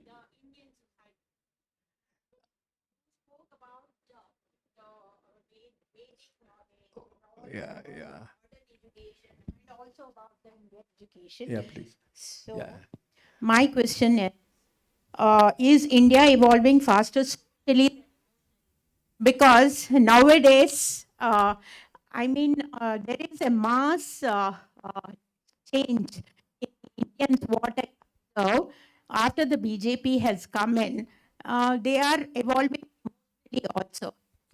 I'll tell that. Okay, I'll just take this evolving emotionally. Okay, now let me go back to my original discipline, which is film studies, right? Okay, look at the quality of movies, right? Now I'll say this: if you look at what would you say? Emotional evolution must lead to complexity. Okay, it shouldn't lead to complexity, right? Now, if you look at the emotional content of something like Diwar, 1975, right?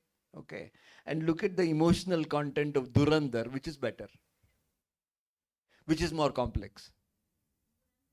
No. Any day I would say that the Diwar is more complex emotionally. What do you say, the Giri? Huh? So the point is, it seems to be actually, look, one of the reasons for why, South Indian cinema is going, this is my own theory, is there's only one emotional you're allowed today, which is patriotism. All story must lead to patriotic sentiments, right? So all emotion must be in aid of patriotism, right? And so, whereas look at the Diwar, you've got this thing of resentment at the fact that destiny has not given you what you want. Okay, I'm saying, okay, sorry, okay. Now what I'm saying, and there are so many emotions there, right, in Diwar, right? The fact if your product of your emotion, which is cinema or literature, is, look, complexity is the key here. Okay, If anything at all, we are becoming less complex emotionally than we were, okay? We could, we wouldn't be driven by one emotion like rage, okay? When you drive on the road, rage is the only emotion you're allowed.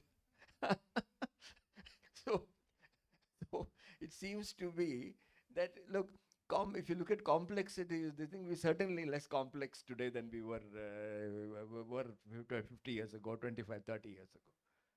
So we're not only going to talk about the other one you said.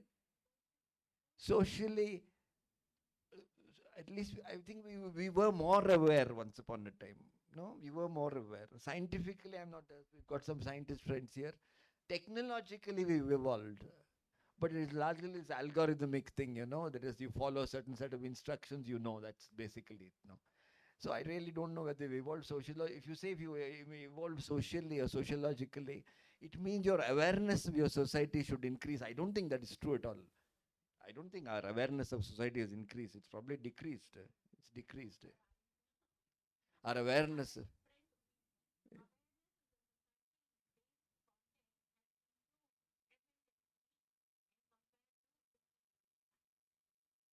Awareness. I don't know. This is. I mean, I can't really contradict that. With it. Okay, it's difficult to give you arguments also at this point.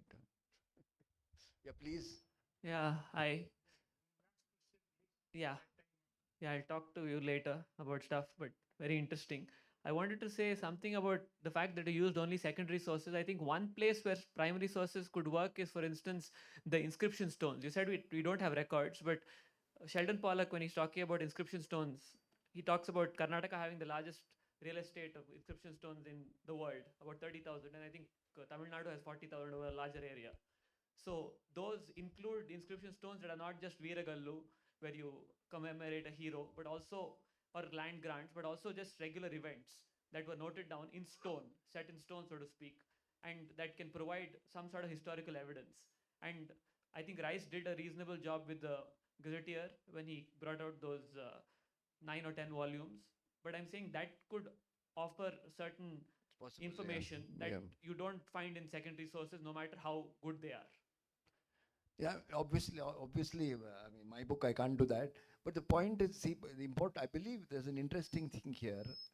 Okay, a friend of mine who's actually deep into this kind of stuff, he told me that there is no record in Indian sources of the Somnath temple being destroyed.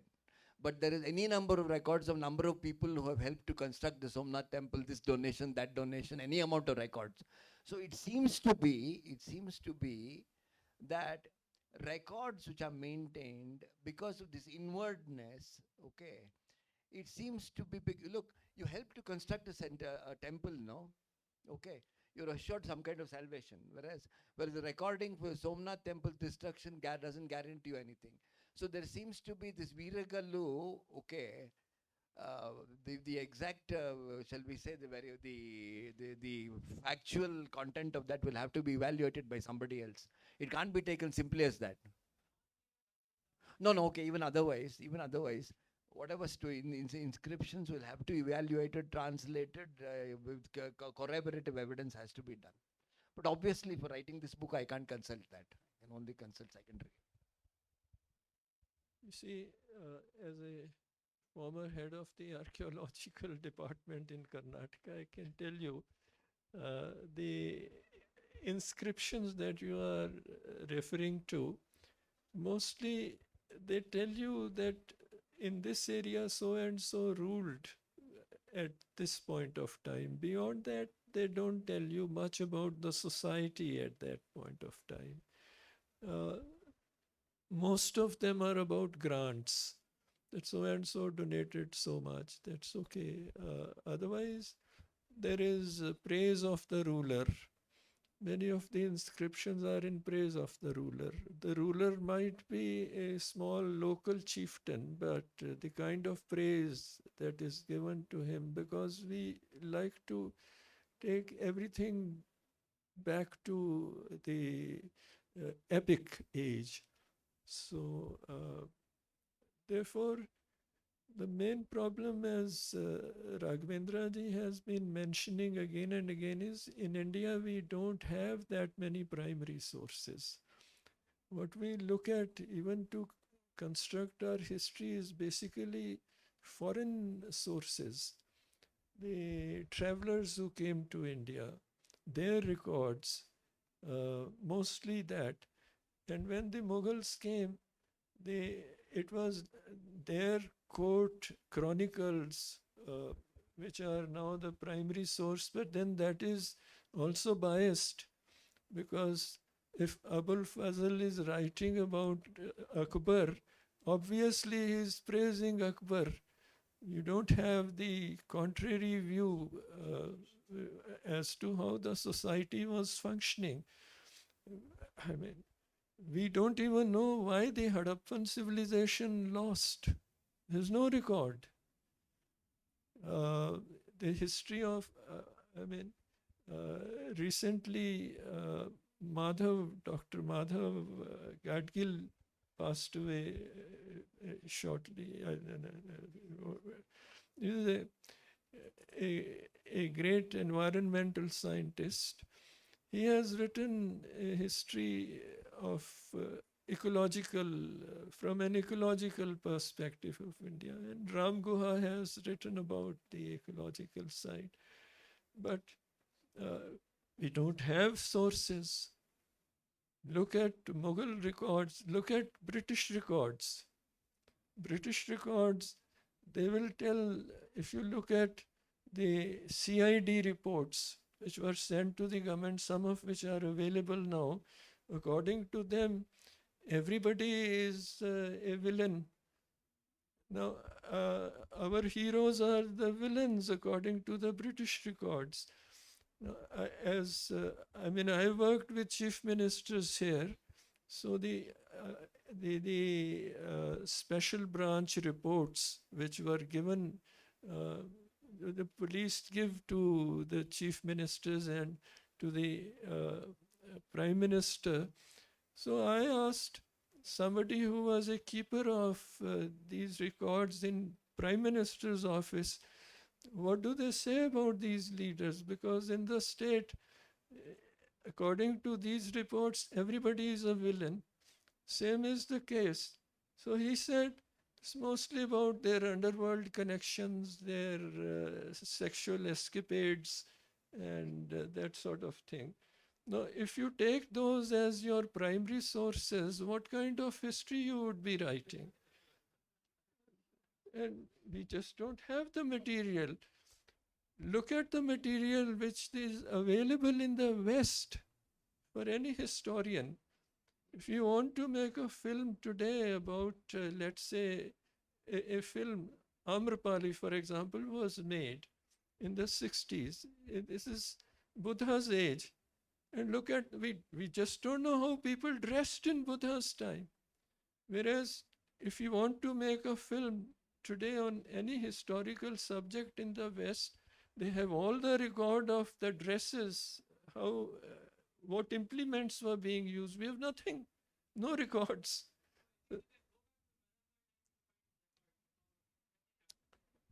To which,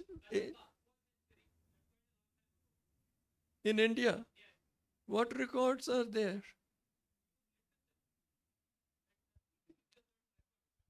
You see, Drawings. hardly any. Because, say, the Mauryan age, you look at the Mauryan sculpture, it is, all art basically is, in a sense, how would you put it? It's, as he was saying, it's not mimetic in India. Temple sculpture, you can't, women dress like that, you can't gather from It is not mimetic. Now, for example, the Mauryan sculptures in Mathura, for example, the Buddhist sculptures, etc. Now, temple sculpture, as he says, in the winter of the north, Would they be dressing without anything, just in their copines? What were people wearing at that time? We don't know. What kind of dresses they had, we don't know. We have the one Kushana sculpture. But Kushans came from Central Asia, so the dress that it's headless statue, but the dress is there, and the dress is Central Asian. We don't know whether people were dressing like Central Asians. And there are no records.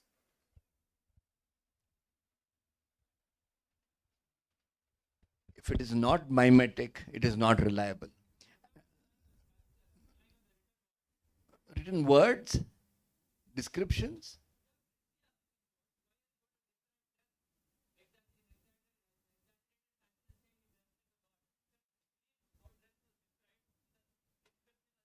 No, no. Can you tell me exactly what you mean by this? Where exactly, for example, how people dressed in the time of the Guptas? Where will you find?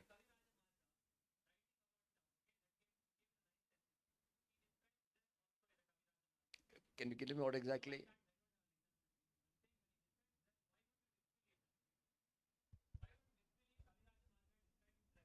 Sir, sir, I have a copy of Kaviraj Marga at home, and I look for that particular description which you are talking of, but that Kaviraj Marga, incidentally, is not about the common people in any case. It's a it's a it it is a work of poetics, and it's about the courtly language, courtly literature, how the peasant was dressing himself or herself in that age, we don't know. There are no descriptions, sir. As I said, in Rig Veda, there is no description of how people were living. You have, as I just mentioned, that when I read it, I am startled by the continuation of certain things. For example, names of the birds. The names of birds, some of the birds which we use today in Punjabi are there in Rig Veda. The name of the river Satluj is there, but we don't know what their daily diet was. We don't know. How they were dressing, we don't know. There is no description of any social this thing in the Rig Veda, except that at couple of places there are similes of carpentry, of rathas. No, I'm saying in general his point that in India we have not kept records. Yeah, yeah. Okay. Okay.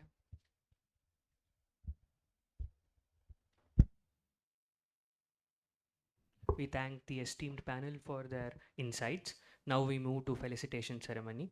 I call Director H.N. Suresh sir, Joint Director Nagalakshmi ma'am on stage to felicitate and show our appreciation to this esteemed panel.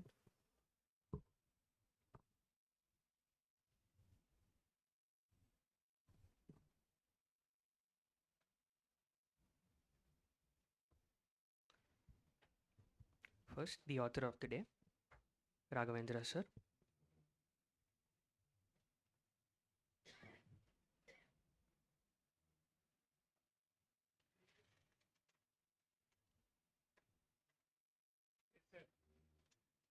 This program really generated a lot of heat and knowledge, and I have no words. Thanks to Chiranjiv Singh sir who initiated this program. Thank you very much, sir. And the debate goes on. And it's good it's happening in Bharatiya and now recorded all your statements.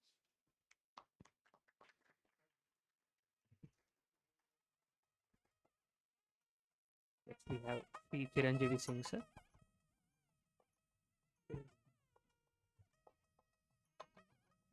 Sharadini madam.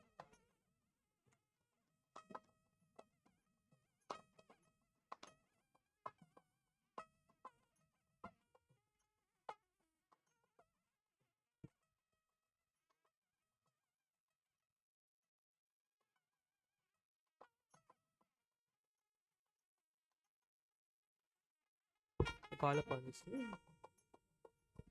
Mrs. Raghavendra.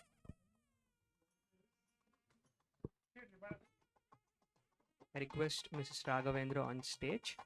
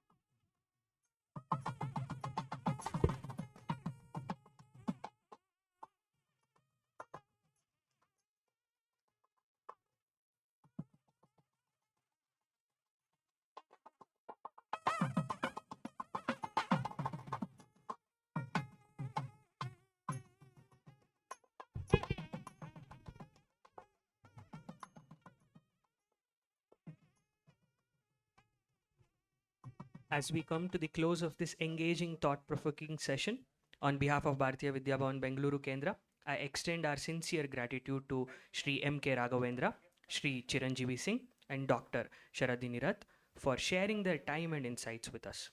Their reflection have enriched our understanding and reminded us of the importance of approaching contemporary issues with depth and perspective.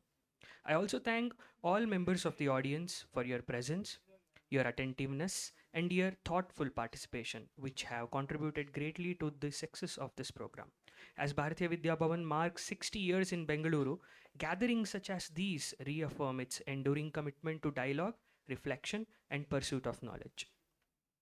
Thank you all for being part of this event. The event will be uploaded to YouTube. The link can be shared and the video can be found on BVB Bengaluru YouTube channel. Yeah, sure, sir. PDS of the book. Thanks a lot. Have a wonderful day ahead. Thank you. See, see the complexity of the Indian situation. In her presentation, Sharadini mentioned that her first language is Marathi. Her mother tongue is Odia and father tongue. Father tongue is Odia. And I met her father and Rath, Ramakant Rath, who is one of our greatest poets, was a very close friend and a very dear friend, my mentor also in my writing. So I asked her father, Rath Saab, when I had gone to their institution in Pune, whether he was related to Ramakant Rath. And I said, he's one of the greatest poets. He said, I just don't like his writing.